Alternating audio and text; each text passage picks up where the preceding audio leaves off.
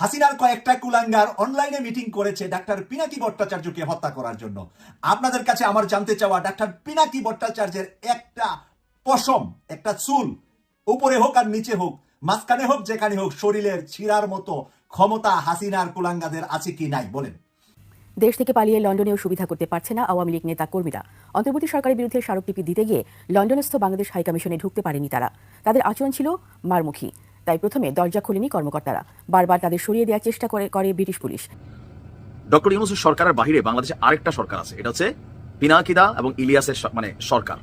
আর এই সরকারটা এতটাই প্রভাবশালী এবং পাওয়ারফুল যে ৩২-এর ঘটনা থেকে শুরু করে ৪৮ ঘন্টার মধ্যে যা যা ঘটছে প্রকাশ্যে ঘোষণা দেওয়া করছে।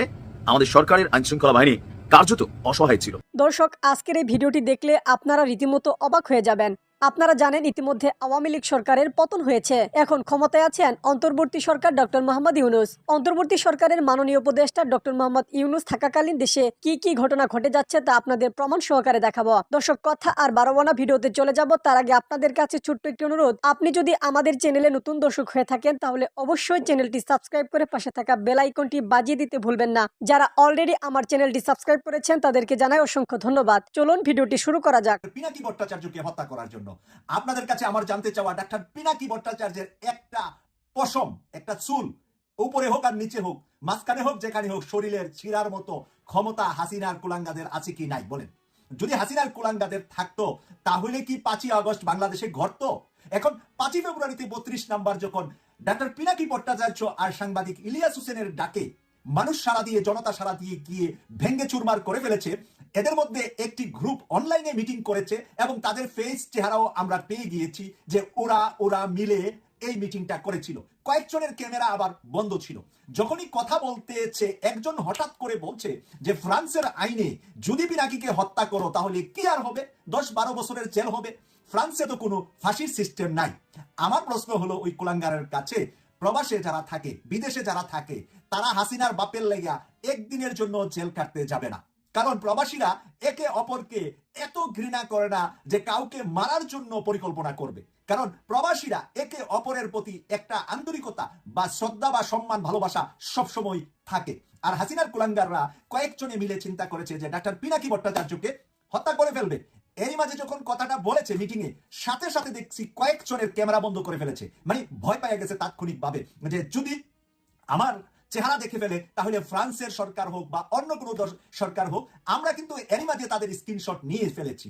আমাদের কাছে কয়েকজনের ফটো আছে। আর যারা শুরু থেকে মিটিং এ ফেস খুলে নাই, ক্যামেরা ওপেন করে নাই, তাদের আমরা ফেস নিতে পারি নাই, কিন্তু নামের লিস্ট কিন্তু সবার চলে আসছে। এখন এই কুলাঙ্গাদেরকে শাস্তির আওতায় আনার জন্য এটা যথেষ্ট প্রমাণ হিসাবে ডাক্তার পিনাকি ভট্টাচার্যের হাতে চলে এসেছে। কারণ এই কুলাঙ্গার যারা মিটিং এ বসেছে, যারা তার কথা শুনেছে, সমানভাবে অপরাধী হয়ে এখন উল্টা তাদের জন্য বিরাট বাম্বুর ব্যবস্থা, আইকাউলা বাসের ব্যবস্থা এখন পিনাকি করবে। প্রিয় দর্শক, এই জন্যই বলছি হাসিনার কুলাঙ্গাররা এইভাবে মরবে যেরকমটা হাসিনার পোলা মাইয়া 14 গোষ্ঠী নিয়ে এখন মরছে। এখন হাসিনা চিন্তা করছে যে তার কুলাঙ্গাররাও বাইচা থাকা কোনো দরকার নাই, যেহেতু তাকে 5ই আগস্ট বাঁচাতে পারে নাই ছাত্রলীগ, যুবলীগ, স্বেচ্ছাসেবী লীগ, খাম লীগ। কোন লীগ কি রাস্তায় ছিল 5 তারিখে বা 5 তারিখের আগ থেকে কোনো রাস্তায় আসতে পেরেছে? যেহেতু কেউ তার পক্ষে আসতে পারে নাই, এখন তার দলের উপরে তার খুব মিষ্টি মিষ্টি কথা বলে তাদেরকে রাস্তায় নামাবে। আর রাস্তায় গিয়ে জনতার মার খাবে দেশে এবং বিদেশে। আইনের কাঠগড়ায় দাঁড়াবে দেশে এবং বিদেশে। এতে করে হাসিনা মুস্কি মুস্কি হাসবে যে এতদিন আওয়ামী লীগ করে যে ঘি মাখন খাইছো, এখন তোমরা সেই থেরাপি খেয়ে মাখন আর কিছু তেল শরীর থেকে বাইর করো। এটা হলো হাসিনার ফন্দি। সে তার নিজের দলের মানুষকে মেরে সে রাষ্ট্রীয় ক্ষমতায় ছিল এবং ভবিষ্যতে যতদিন বেঁচে থাকবে তার নিজের দলের মানুষকে মেরে হলেও আন্তর্জাতিক অঙ্গনে সে একজন নায়িকা সেজে একটা, মানে তার তো মাথায় মস্তিষ্কে প্রবলেম আছে, আমরা সবাই জানি তার একটা প্রবলেম আছে। সে কথায় কথা উগ্রতা ছাড়া ভদ্রতা কখনো সে জানতো না। একেবারে দুনিয়ায় জন্ম নিয়েছে, তার মুখে মনে হয় মা বাপ মধু দেয় নাই।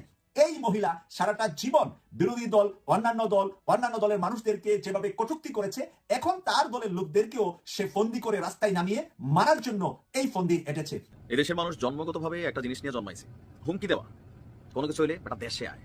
তো আমরা যারা আসলে সোশ্যাল মিডিয়াতে কথা বলি, সরকারে যেই থাকুক, বিশেষ করে ক্ষমতার সাথে কানেক্টেড যারাই থাকুক, তাদের একটা কমন ডায়লগ হচ্ছে দেশে আয়।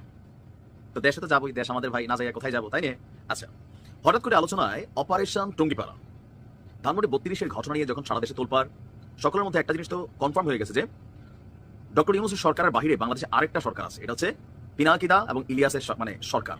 আর এই সরকারটা এতটাই প্রভাবশালী এবং পাওয়ারফুল যে 32-এর ঘটনা থেকে শুরু করে 48 ঘন্টার মধ্যে যা যা ঘটছে প্রকাশ্যে ঘোষণা দেওয়া করছে, আমাদের সরকারের আইনশৃঙ্খলা বাহিনী কার্যত অসহায় ছিল। কারণ ইলিয়াস পিনাকি সরকারের ফলোয়ার যারা, তাদের সামনে আইনশৃঙ্খলা বাহিনী কিছু কিছু জায়গায় অসহায়, এটা তো প্রমাণিত। সো তাদেরকে হালকা নেওয়ার কিছু নাই। গেল সাম্প্রতিক সময়ে এই ধানমন্ডি 32 থেকে শুরু করে যে ঘটনাগুলো ঘটেছে, স্বাভাবিকভাবে আওয়ামী লীগের যারা নেতাকর্মী আছেন এবং যাদের বাড়ি ঘর প্রপার্টি ভাঙচুর করা হয়েছে, বুলডোজার দিয়ে গুলিয়ে দেওয়া হয়েছে, তারা তো ভাই মানে মাঠে ময়দানে নামুক অনলাইনে অ্যাক্টিভ, যেমনটা বিএনপি জামাত অ্যাক্টিভ ছিল, এখন তারা আবার রাজপথে অ্যাক্টিভ। আর আওয়ামী লীগের নেতাকর্মীরা মোটামুটি ফেসবুক অ্যাক্টিভ। তো সাংবাদিক ইলিয়াস এবং পিনাকি সাম্প্রতিক সময়ে বাংলাদেশে আসবেন একটা ঘোষণা নিশ্চয়ই আপনারা শুনেছেন, তবে এটা স্পষ্ট কবে আসবেন এখন এটা ফিক্সড না। এখানে বেশ কিছু জিনিস আছে। পিনাকি দা চাইলেই কিন্তু বাংলাদেশ যাইতে পারেন না, সমস্যা বাংলাদেশে না। উনি যেখানে নাগরিকত্ব নিয়েছেন, সাংবাদিক ইলিয়াস আমেরিকাতে যেই সিস্টেমে নাগরিকত্ব নিয়েছেন, সেখানে কিছু আইন কানুন ফলো করে তাদেরকে আসলে বাংলাদেশে যেতে হবে। বিষয়টা হচ্ছে বাংলাদেশ সরকারের পক্ষ থেকে বাধাটা তা না, তবে খুব শীঘ্রই যাবেন। কেন? যদি বিগড়াই ফেলেন, ডিপেন্ডস অন যারা বিগড়াইয়া সাংবাদিক ইলিয়াস এবং পিনাকিরে বিগড়াইয়া যদি দেশে নিয়ে আসেন, এতে কি হবে? আপাতত খাল কেটে কুমির আনার মতোই হবে। কারণ সাংবাদিক ইলিয়াস বলছেন যে যদি দেশে আসি, খুব শীঘ্রই আসতেছে, রাষ্ট্রের প্রথম কাজ হবে অপারেশন টুঙ্গিপাড়া। গত এক সপ্তাহ আগেও অপারেশন টুঙ্গিপাড়া জাস্ট একটা ওয়ার্ড হয়তো থাকতো, কিন্তু যখন এখন বলা হচ্ছে অপারেশন টুঙ্গিপাড়া, এমন হতে পারে যে সাংবাদিক ইলিয়াস আরেকটা পোস্ট দিলে টুঙ্গিপাড়ার দিকে এরকম 2-4-20-50 হাজার মানুষ বাংলাদেশ থেকে গাড়ি বোঝাই করে, এখন কিন্তু লোকাল পিপল ইস্যু না, বাহির থেকে মানুষ আসে, রওনা হয়ে যেতে পারে। এখন কেন এই কথাগুলো বলছেন যে কোনো সময় অপারেশন টুঙ্গিপাড়া চালানো হবে? ডিপেন্ডস অন আওয়ামী লীগের ফ্যান ফলোয়ার যারা আছেন, হুমকি দামকি দিচ্ছেন তাদের উপরে। গেল 2 দিন আগে সাংবাদিক ইলিয়াসের একটা পোস্ট নিয়ে আপনার গতকাল থেকে বিষয়টা আলোচনায় আসছে। তিনি বলছেন যে সাম্প্রতিক সময়ে যে ঘটনাগুলো ঘটছে, আওয়ামী লীগ কোথায়? পুলিশ এখন গুলি করে না, বিজেপি ওরকম মানে অ্যাংরি মোডে নাই। এই যে এত কিছু হয়ে গেছে, ছোট আকারেও আওয়ামী লীগের একটা রাজপথে মিছিল কি দেখছি সারা বাংলাদেশে, দেখি না, অনলাইনে একটি। এখন রাজপথে কেন নামছে না? এখন তো পুলিশ গুলি করে না, তার মানে সাহসের অভাব। ইলিয়াস সরাসরি বলছেন যে তোমাদের সাহসের অভাব, আর তোমরাই আমাকে বলেছো বেটা দেশে আয়। এরপর তিনি বলছেন যে আপনার দেশের বাইরে থেকেও হুমকি দেওয়া হচ্ছে, যে তালিকা করা হচ্ছে। তার বক্তব্য যে তালিকা করতে থাক, তবে হাসিনা অধ্যায় বাংলাদেশের শেষ, যত হুমকি দামকি দিবি তত বিপদে পড়বি। তারপরে বলছেন যে আপনার এখানে বিশাল লম্বা চলে স্ট্যাটাস, তো আমি বলা হচ্ছে যে বঙ্গবন্ধুর আশপাশের, তিনি লিখছেন তোদের আব্বার কবরের আশপাশ ভেঙে সরকারি কবরস্থান বানানো হবে, যাতে 10 বছর পর কেউ চিনতে না পারে যে কোনটা শেখ মুজিবের কবর। আর খেলতে চাইলে দেশে আয়, আমরা সবাই দেশে যাওয়ার প্রস্তুতি নিচ্ছি, দেখা হবে, খেলা হবে, খেলার মাঠে ইনশাআল্লাহ। তো আলোচনায় আছে সাংবাদিক ইলিয়াস এবং পিনাকি, কনক সারোয়ার, তারা সবাই একসাথে দেশে যাবেন। আরো যারা আছেন প্রবাসী বৈশা দীর্ঘদিন যাবত, তাদের পরিবারও ঝামেলায় পড়ছে অথবা বিভিন্নভাবে আওয়ামী সরকারের টার্গেট হইয়া নিপীড়নের শিকার হয়েছেন, প্রত্যেকে দেশে যাবে। তবে আমার মনে হয় যে একটু সময় লাগবে, কারণ পিনাকি তারা একটা ভিডিও বলছিলেন যে বাংলাদেশ থেকে ইস্যুটা না, ইস্যুটা হচ্ছে ফ্রান্সের যে ইউএতে তিনি অ্যাজাইলাম ভিসা নিছেন, তো সেই ক্ষেত্রে চট করে চাইলে যাওয়া যাবে না, একটা আইনি প্রসেস ফলো করতে হবে। এই ক্ষেত্রে সরকারের ভূমিকা থাকতে হবে, বাংলাদেশ সরকারের। তো সাংবাদিক ইলিয়াসেরও কাছাকাছি লেভেলে কিছু আইনি জটিলতা আছে, বাড়িগুলো শেষ হয়ে যাবে, দেশে তো অবশ্যই যাবেন 2 দিন আগে আর পরে। সাধারণ শিক্ষার্থীরা বয়সে ছোট, তারা যে বিপ্লব সাধিত করেছে তাদেরকে স্নেহ করা দরকার। কয়দিন আবার রাজনীতিবিদরা ডেকে তাদেরকে একবেলা সুন্দর মতো খাওয়ায় পাশে বসিয়ে গল্প করার জন্য ডাকছেন কেউ? আমি চ্যালেঞ্জ করে দিতে পারি, কে ডেকেছেন? অমুকে অমুক দল গোপনে করছে, আমি প্রকাশ্যে করছি। গোপনে যেই বেটা করছে সেই বেটা স্বাধীনতা আইনা দিতে পারছে, আর আপনি প্রকাশ্যে করে করছেনটা কি? আপনি প্রকাশ্যে করে আমার জন্য কি নিয়ে আসতে পারছেন? বড় বড় কথা বলে তো লাভ নাই। আজকে দেশনেত্রী বেগম খালেদা জিয়া বিদেশে চিকিৎসার জন্য যেতে পেরেছে, তারেক রহমান সাহেবের সাথে আলিঙ্গন করতে পেরেছে, আজকে জামাতের নেতৃবৃন্দ রাজনীতি করতে পারছে, বিএনপির নেতৃবৃন্দ মিছিল মিটিং করতে পারছে, সব রাজনৈতিক দলগুলো এখন উন্মুক্ত। এটা আমাদের এখন কারো কারো ভালো লাগে না। মূলত আমার সন্দেহ হচ্ছে এই দেশে ষড়যন্ত্রকারীরা তাদের ষড়যন্ত্র অব্যাহত রাখছে, যে কোনো মূল্যে এই ষড়যন্ত্র জিয়ে রেখে আপনার আমার অনৈক্য সৃষ্টি করিয়ে দিয়ে দেশটাকে ধ্বংস করতে চায়, আর কিচ্ছু না। এজন্যই এই দেশের কখনোই কোনো স্বাধীনতার স্বাদ আপনি পূর্ণাঙ্গভাবে আমরা ভোগ করতে পারি না। যারা গত 16 বছর একটা শব্দ চয়ন করে নাই, অনলাইনে কোনো অ্যাক্টিভিটিস ছিল না, কার্যক্রম ছিল না, বিএনপির তারেক রহমান খালেদা জিয়া জিয়া রহমানের পক্ষে একটা স্টেটমেন্ট ছিল না, ওই সকল নাটের গুরুরা এসে আপনার ধরেন এখন রাস্তার থেকে টেন্ডারবাজি করার জন্য এখন আপনি একটা যোদ্ধা সেজে গেলেন। অথচ আপনার এটা যে কত বড় ইম্প্যাক্ট রাজনীতিতে পড়ছে সে আপনি তো বুঝবেন না। আপনি বলেন অমুকে আওয়ামী লীগের ছিল, অমুকে তার ছিল। তা আমি তো গবেষণা করে দেখলাম, গত 2 দিন আগে কয়েকটা ছবিও দেখলাম বাংলাদেশের এই জুলাই বিপ্লবের সাথে, তাহলে তো সবচেয়ে বড় বিশাল অবদান হচ্ছে বিপি নুরুল হক নূরের। কথাটা সহ্য হবে না অনেকের, কিন্তু নুরুল হক নূরের কর্মী বাহিনী, এই যে আপনার কি নাম হাসনাত কি বলে এখন বর্তমানে সজীব ভুইয়া, আমি নুরুল হক নূর বক্তব্য দিচ্ছে, পাশে সে স্লোগান জোর উঁচিয়ে মুখ উঁচিয়ে বলছে, ঠিক এরকম করে বক্তব্য দিচ্ছে। আমার একটি কমপ্লিট ধারণা হয়ে গিয়েছে যে আসলে বাংলাদেশের মানুষের জন্য বিজয় প্রয়োজন ছিল না, বাংলাদেশের মানুষের জন্য প্রয়োজন ছিল ওই আওয়ামী লীগের হানাহানি, আওয়ামী লীগের রাজধানী, আওয়ামী লীগের লাঠিপেটা, আওয়ামী লীগের বিভিন্ন ধরনের অত্যাচার, জুলুম, গুম, খুন। কারণ এদেশের মানুষের সাথে এটাই যায়, এদেশের মানুষের সাথে ঐক্যবদ্ধভাবে একটি সুন্দর সমাজ প্রতিষ্ঠা এটা যায় না। অনেকেই বলতে পারেন ভাই আপনি এত কি কারণে এই কথাগুলো বলছেন? হ্যাঁ আমি বলছি, অনেকগুলো কারণে বলছি। আমরা 5 তারিখের আগে আমাদের কোনো খবর ছিল না, জুলাই বিপ্লবের আগে আমরা যারা কথা বলতে পারতাম না, জুলাই বিপ্লবের আগে যারা গর্তের মধ্যে অনেকে লুকায়িত ছিলেন, জুলাই বিপ্লবের আগে যারা নিজের জন্য পর্যন্ত কোনো একটি দাবি দেওয়া নিয়ে মাঠে আসতে পারেন নাই, অনলাইনে যুদ্ধ করেন নাই, অফলাইনে যুদ্ধ করেন নাই, আওয়ামী লীগের দালালি করা ছাড়া কোনো কাজ ছিল না, আজকে মনে হচ্ছে তারা যেন বাংলাদেশের মহারথীতে রূপান্তরিত হয়েছে। অথচ জুলাই বিপ্লবটা আজ যেন মনে হচ্ছে যে একটা মহাপাপ, একেবারে কষ্টের কারণ হয়ে যাচ্ছে। কারণ এই জুলাই বিপ্লব হওয়ার পরে তো আপনি স্বাধীনতা পেয়েছেন, কথা বলতে পেরেছেন, রাজনীতি করতে পারছেন, বিভিন্ন জায়গায় যেতে পারছেন। এখন আপনাকে ঠেকায় কে? এই যে এত কিছু পারছেন, এটা আর আপনার সহ্য হচ্ছে না। এখন আপনাকে আবার ওই গর্তে ঢুকতে হবে, এখন আপনাকে আবার ওই জেলে যেতে হবে, এখন আপনাকে আবার ওই অশান্তির মধ্যে থাকতে হবে, এখন আপনাকে আবার ওই খুনগুমের জায়গায় যেতে হবে। এই কারণে এখন অতি ব্যস্ত হয়ে পড়েছে বাংলাদেশের কিছু সুশীলগণ। কথাগুলো শুনতে খারাপ লাগবে, বাস্তব সত্য কথা হচ্ছে বাংলাদেশের 5ই আগস্টের পূর্বে কি দুর্দশা ছিল সেটা সবাই জানেন। এই দেশের দলের নাম দিয়ে রাজনীতি করা যাইতো না। রাজনীতি করতে গেলে তাদেরকে গ্রেপ্তার, হয়রানি, মামলা, হামলা, বিভিন্নভাবে তাদেরকে ধ্বংস করা হতো। বাংলাদেশে 5 তারিখের পরে যে দৃশ্য আমরা দেখলাম, সেই দৃশ্যের যারা নায়ক, তারা যে পদ্ধতিতে এই দৃশ্যটি আমাদেরকে দেখিয়েছেন, তাতেই তো আমরা তাদেরকে সম্মান জানিয়ে মৃত্যুর আগ পর্যন্ত স্যালুট দিলেও সময় শেষ হবে না। যদি আজকের 5ই আগস্টের এই নাহিদদের অবদান, এই আসিফদের অবদান, এই সার্জিসদের অবদান, এই হাসনাতের অবদান, কিংবা তাদের সাথে আরো যারা সমন্বয়ক রয়েছেন, বিশেষ করে টপ যারা লেভেলে রয়েছেন, যারা প্রতিনিয়ত বিভিন্ন জায়গা থেকে কষ্ট করে করে করে করে এই নেতৃত্বটা এখানে নিয়ে এসেছেন, তাদেরকে যদি আমরা ভুলে যাই, এর চাইতে আহাম্মকি আর কিছুই হবে না।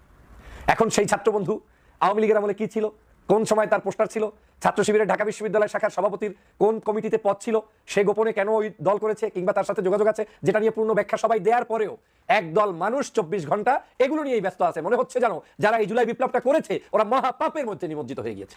কথাগুলো এই জন্য বলছি, বাংলাদেশের আজকের রাজনৈতিক দল যারাই থাকবেন, আপনারা বিরাট বিরাট রাজনৈতিক দল, কোনো সন্দেহ নাই। যত বড় রাজনৈতিক দল তত বড় আত্মা থাকতে হবে, তত বড় প্রশস্ত হৃদয় থাকতে হবে।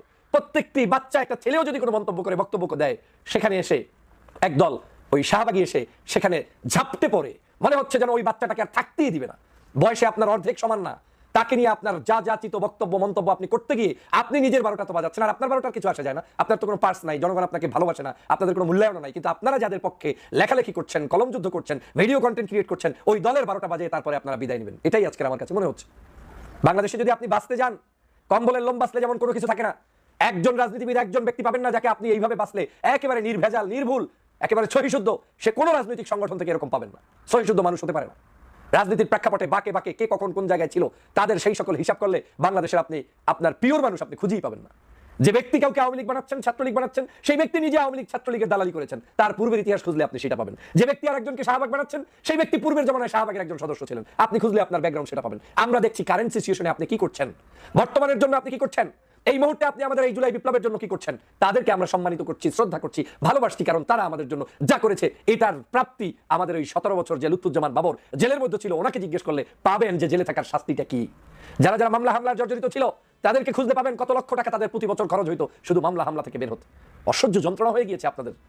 এখন টক্কর লাগাতেই হবে, কে কোন দল করে সাবেত করে প্রমাণ করে দেখাইতেই হবে। বাংলাদেশের বড় বড় রাজনৈতিক দলের ত্যাগ কেউ স্বীকার করুক কিংবা না করুক, বাংলাদেশের মানুষ তো জানে বিএনপির ত্যাগ কি, জামাতের ত্যাগ কি, আপনার কি বলে ইসলামী আন্দোলনের ত্যাগ কি, অন্যান্য রাজনৈতিক দলের ত্যাগ কি, যে যেখান থেকে রাজনীতি করছেন প্রত্যেকেরই তো ত্যাগে দেশের মানুষ ভালো করে জানে। মানুষ কি জানে না যে বিএনপির নেতাকর্মীগুলো জেলে কতগুলো গিয়েছে? মানুষ কি জানে না যে আজকের শাহবাগের এই 13 সালেরই তৈরি করে জামাতের নেতাগুলোকে হত্যা করা হয়েছে, সাইদিকে মৃত্যুর কোলে ঢুলে দেওয়া হয়েছে? মানুষ কি জানে না চরমনার পীরের দাঁত ফেলে দেওয়া হয়েছে, রক্ত ঝরানো হয়েছে? এগুলো তো নতুন করে বিতর্কিত নয়। এখন নতুন করে কারা এগুলো বিতর্ক সৃষ্টি করে আপনারা আবার এই ঘোলা পানিতে মাছ শিকার করার চেষ্টা করছেন? সাধারণ শিক্ষার্থীরা বয়সে ছোট, তারা যে বিপ্লব সাধিত করেছে তাদেরকে স্নেহ করা দরকার। কয়দিন আমার রাজনীতিবিদরা ডেকে তাদেরকে একবেলা সুন্দর মতো খাওয়ায় পাশে বসিয়ে গল্প করার জন্য ডাকছেন কেউ? আমি চ্যালেঞ্জ করে দিতে পারি, কে ডেকেছেন? তাদেরকে সংবর্ধিত করা উচিত ছিল। আমরা কি সেটা করতে পেরেছি? হ্যাঁ, আমরা পারছি কি? অমুকে অমুক দল গোপনে করছে, আমি প্রকাশ্যে করছি। গোপনে যেই বেটা করছে সেই বেটা স্বাধীনতা আইনা দিতে পারছে, আর আপনি প্রকাশ্য করে করছেনটা কি? আপনি প্রকাশ্য করে আমার জন্য কি নিয়ে আসতে পারছেন? বড় বড় কথা বলে তো লাভ নাই। আজকে দেশটা বেগম খালেদা জিয়া বিদেশে চিকিৎসার জন্য যেতে পেরেছে, তারেক রহমান সাহেবের সাথে আলিঙ্গন করতে পেরেছে, আজকে জামাতের নেতৃবৃন্দ রাজনীতি করতে পারছে, বিএনপির নেতৃবৃন্দ মিছিল মিটিং করতে পারছে। সব রাজনৈতিক দলগুলো এখন উন্মুক্ত। এটা আমাদের এখন কারো কারো ভালো লাগে না। মূলত আমার সন্দেহ হচ্ছে এই দেশে ষড়যন্ত্রকারীরা তাদের ষড়যন্ত্র অব্যাহত রাখছে, যে কোনো মূল্যে এই ষড়যন্ত্র জিয়ে রেখে আপনার আমার অনৈক্য সৃষ্টি করিয়ে দিয়ে দেশটাকে ধ্বংস করতে চায়, আর কিচ্ছু না। এজন্যই এই দেশের কখনোই কোনো স্বাধীনতার স্বাদ আপনি পূর্ণাঙ্গভাবে আমরা ভোগ করতে পারি না, কারণ আমরা অর্জন করি সেটাকে রক্ষা করার জন্য যে বিশাল হৃদয় দরকার, সেই হৃদয়টা আমাদের নেই। আলোচনা করতে গেলে এখন কারা এগুলো করে? যারা গত 16 বছর একটা শব্দ চয়ন করে নাই, অনলাইনে কোনো অ্যাক্টিভিটিস ছিল না, কার্যক্রম ছিল না, বিএনপির তারেক রহমান খালেদা জিয়া জিয়া রহমানের পক্ষে একটা স্টেটমেন্ট ছিল না, ওই সকল নাটের গুরুরা এসে আপনার ধরেন এখন রাস্তার থেকে টেন্ডারবাজি করার জন্য এখন আপনি একটা যোদ্ধা সেজে গেলেন। অথচ আপনার এটা যে কত বড় ইম্প্যাক্ট রাজনীতিতে পড়ছে সে আপনি তো বুঝবেন না। যেই আজহারির সমালোচনা আপনি করছেন, 2-4 জন রাস্তা থেকে উঠে আসা দুষ্ট চক্রের সদস্য, সেই আজহারির মাহফিলে চিফ গেস্ট থাকে, প্রধান অতিথি থাকে air vice marshal Altaf Hossain Chowdhury, সেই আজহারির মাহফিলে বক্তব্য দেয় আমাদের বিএনপি নেতা সালাউদ্দিন সাহেব অনলাইনে, সেই আলতাফ হোসেন চৌধুরী সহ এরা যে যারা উপস্থিত হয়েছে তারা কি আপনার চেয়ে কম বোঝে না? কিন্তু এই মানুষগুলো বিতর্ক সৃষ্টি করে আপনার এই দলের সুনাম নষ্ট করার জন্য 24 ঘন্টা বসে আছে। অথচ এই বাংলাদেশের স্বাধীনতার পরে প্রথম বক্তব্য দেশনেত্রী বেগম খালেদা জিয়া দিয়েছিলেন, তার বক্তব্যের মধ্যে 4 মিনিটের বক্তব্যের 4 মিনিটই ছিল ছাত্র বান্ধব।